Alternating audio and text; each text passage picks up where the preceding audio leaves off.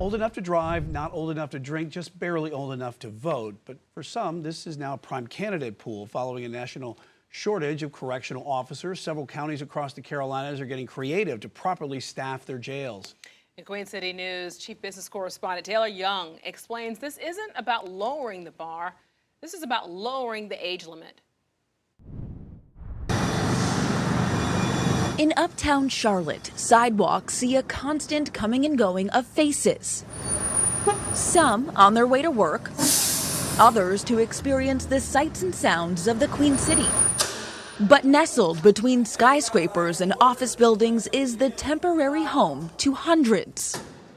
Everyone makes mistakes and different decisions. Decisions that land the average Mecklenburg County Detention Center inmate behind locked doors for 6 months. Just nervous, seeing 57 eyes looking at me at one time, reading a pod orientation.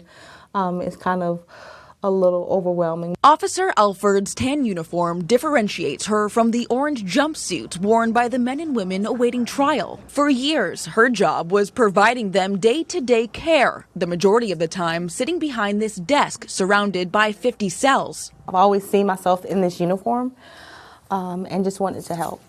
But in recent years, it's unfortunately been easier to fill cells than uniforms. In early 2022, the North Carolina Department of Health and Human Services found the Mecklenburg County Sheriff's Office failed to maintain enough staff to keep its facility safe. As a temporary fix, the department hired a private security team to fill in the gaps and force officers to work overtime. I do think there are fewer people that are pursuing law enforcement careers. I think what's happened in our country over the last several years has really done a lot of damage to the law enforcement profession. Most recent findings show a 45% increase in retirement among correctional officers. 20% more are also walking away from the job early, while fewer are entering the industry.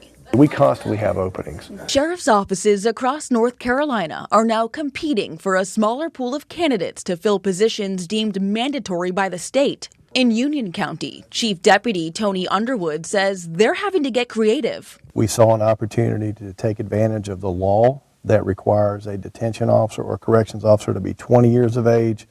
They can begin working as a probationary employee versus a sworn law enforcement officer must be 21 to be sworn. Armed officers unable to drink alcohol or rent a car now eligible in Union County to guard a jail. York County taking it a step even further by lowering the age to 19. They can go and serve in the military at age 18. They can serve their country. I think under proper guidance with the right amount of training, I certainly believe they're capable of doing that. On any given day, the Union County Detention Center is housing 220 inmates. And no, according to those whose job it is to watch over them, these lockup shows on TV, maybe Orange is the New Black, 60 Days In or something like that. It's not like what you see on TV. They'll bark at you every now and then, but most of these guys are there professional. They're trying to do their time and get out. At age 17, Officer Redmond Parker enlisted with the Marine Corps. A year and a half ago, he traded in his combat uniform for a badge and handcuffs. It can be a little bit hard on the body, getting used to schedules, flipping, and working long days, but it's something that you could push through and you could grow in. Depending on the county, the detention officer position is seen as entry level, or the first step towards becoming a deputy patrolling the streets. After 18 months in the jail, they can apply for a higher service. We could potentially get them in the door working for us at age 20 as a probationary detention officer, and then hopefully keep their services long enough to get them into basic law enforcement training at some later date. While some officers take the patrolling route, I had zero tools in my toolbox. Sergeant Wilson went from manning the Mecklenburg County Jail to recruiting others for the job. It's kind of difficult to, tell these individuals we work in 12-hour shifts versus being at home making typically the same amount of money. So we were up against a lot of employers. In the midst of a staffing crisis, the Sheriff's Office developed a plan to get more people in the door, attending more job fairs, college campuses, and joining Union and York County in lowering the age criteria from 21 to 20. From what I'm seeing, we do have few individuals in our process now that are actually 20 years old. But when we go to these career fairs at these universities, a lot of the younger, your freshmen, your sophomore, your juniors are the ones that are attending these career fairs. Your seniors, not so much. So I think it will ultimately help us in the end. Detention staff are no longer facing mandatory overtime.